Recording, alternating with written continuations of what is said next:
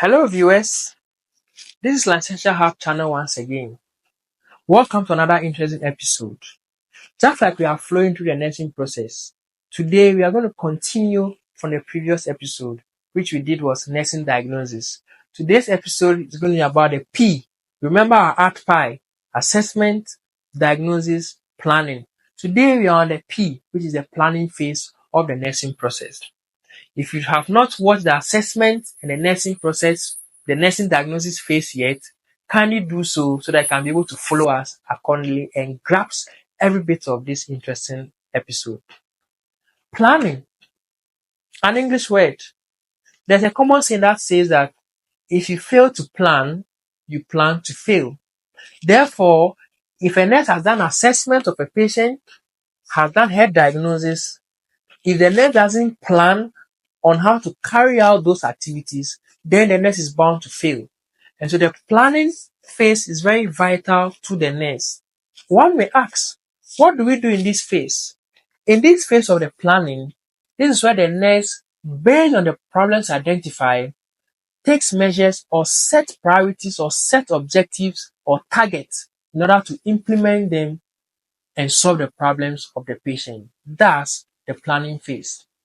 The planning phase of the nursing process entails the nurse, based on identified problems, providing solutions or providing bold solutions or steps that can be undertaken to help solve the problem.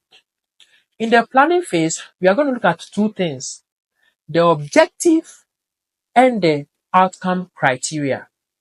The objective and the outcome criteria. Back then in school, before a lecturer teaches the course, the lecturer gives the objective of the course by saying that by the end of this lesson, students will be able to do ABCD. That is the objective. That is the plan. Borrowing that knowledge to the nursing process, you must plan for your patient also, that by the time I do ABCD, my patient should be well. In writing the planning phase, as shown on your screen for your care plan, you could see somewhere they've written objective/outcome criteria.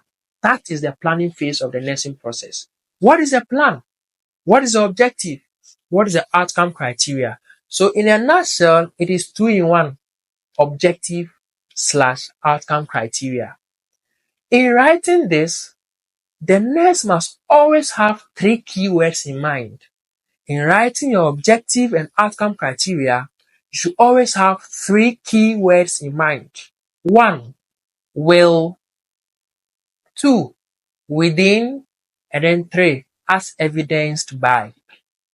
In writing the planning phase, you should always have these 3 keywords playing out in your sentences: will, within, as evidenced by.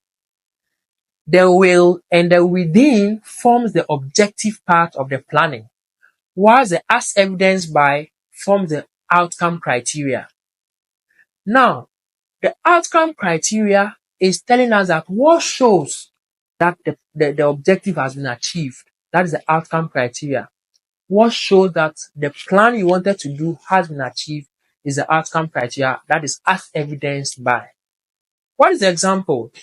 Back in our previous episode, we were using problems like patient has high body temperature, in the bracket 39 degrees Celsius. We came with our nursing diagnosis as what? Hyperthermia, into bracket 39 degrees Celsius, related to what? Infectious process in the bloodstream. What is our plan for that?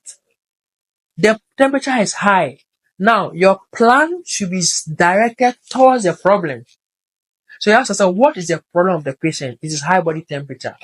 That is the plan. I am planning to make sure I reduce that body temperature. And so this is how best you can put that criteria. Patient body temperature. The first word, will. Patient body temperature will subside or will reduce within 30 minutes, as evidenced by nurse recording a temperature reduction by 1 degree Celsius. That is objective, and that is outcome criteria. So this is the objective part. Patient body temperature will subside within 30 minutes. That is my objective phase of the planning. Patient body temperature will reduce within 30 minutes. So I've given you a time frame for what to happen. So that is the objective. The objective phase takes two words, the will and within. Now, what shows the body temperature will be reduced or has reduced? I came with as evidence by the nurse recording a temperature reduction by 1 degree Celsius. That is objective. So that is my planning phase. I am saying that I expect my patient body temperature to reduce within 30 minutes. As evidenced by what? By me checking the temperature and recording a 1 degree Celsius reduction. That is how we write an objective and outcome criteria as our planning phase. Remember planning. What do you want to do and what shows it has been done? A second example can be patient complaints of abdominal pain. My plan, the problem is the pain. So the nurse is planning to make sure that the pain problem is resolved. So what is the plan?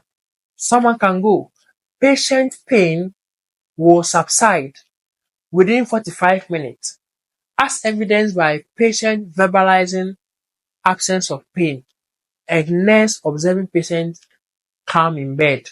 Remember, these are the two parts. Patient pain will reduce or subside within, that is the objective, 30 minutes. The nurse must be measurable with his or her objective.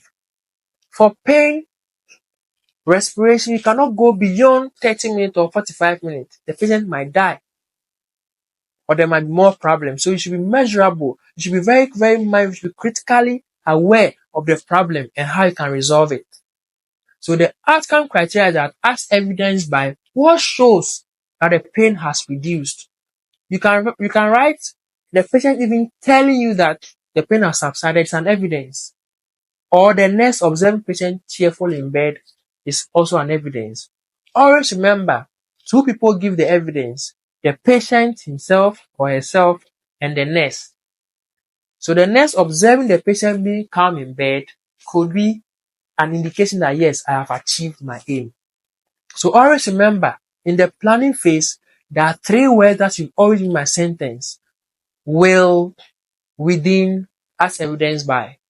What is the problem? Tell us what you want to do for the problem. Give us a time frame to achieve that objective and tell us the evidence that shows that has been done. And remember, the evidence can be given by two people, the patient or the nurse. The patient or the nurse. Viewers, the planning phase of the nursing process is not very complicated at all. Always remember, the problems identified. How are you going to solve it? Tell us your objective. And remember these two words, will and within, form the objective part. The evidence part is given as evidenced by, which is the outcome criteria. You know, we always conclude our episode with the question of the day. And so this is my question of the day for you. You can put it in the comment section or on our various WhatsApp platforms for us to interact with you. This is a patient problem. Patient has wound on the left leg. Patient has wound on the left leg. You want to see how best you can write an objective and outcome criteria for us as part of your planning. So viewers, put it in the comment section and we'll respond accordingly to those who got it right and correct all of us accordingly. After the planning phase, you set the objective down. Now, what are some of the orders? We have something called the nursing orders. As you can see on your screen, the objective/outcome criteria, then we move toward the nursing orders. In the care plan, when we talk about nursing orders, they are just brief and short sentences. You said you want to do this. Give us some orders that should be done with it. For example, at least 4 orders is okay. An order is an order. Get up, sit down. It should be very short, not long sentences. For instance, if a patient has high body temperature, what are some of the nursing orders I can give for the problem to be solved? 1. Reassure patient. 2. Check vital signs. 3. tepid response patient, and then 4, self-prescribed analgesics or antipyretics. These are the 4 orders I've given. Reassure patient, check vital signs, tepid response patient, administer prescribed antipyretics. Let's go through these orders. Reassure patient. You are simply reassuring the patient that he or she will be fine and not to be too anxious. The second one was check vital signs. Why is vital signs a relevant order? This is relevant because my vital signs can tell me the value of the temperature, whether it is reducing or it is still increasing. The third one is tepid response patient. In tepid response patient, this is where the nurse can use a face towel coupled with a tepid water or lukewarm water and be putting on the forehead or the armpit of the patient just to reduce the body temperature for this patient. It's an order that can be carried out to also solve the problem. And the last one can be medication administration, where you say what? Antipyretics. When we say antipyretics, these are medications that helps reduce body temperature. Always remember, put medication orders last. Medication orders should always be a last order for nurses. You always have to implement certain things first before you give medications. Medication orders should always be the last. Viewers, this is a summary of the planning phase of the nursing process. Setting your objectives, giving us the evidence to it, and stating your orders appropriately to help tackle the problems. We draw the curtains here today on this episode. See you another time on our next episode of implementation or intervention and evaluation. It's bye for now.